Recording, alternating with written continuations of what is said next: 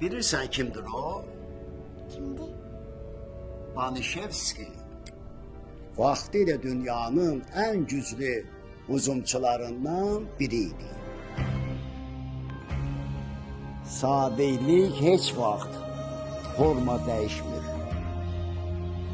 Əzm, iradə, ləyaqət daim eyni formada olur.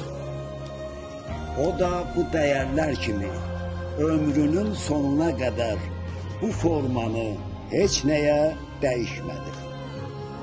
O Neftçiyə həmişə sadiq qaldı. Neftçi də onu hər zaman hatırlayacaq.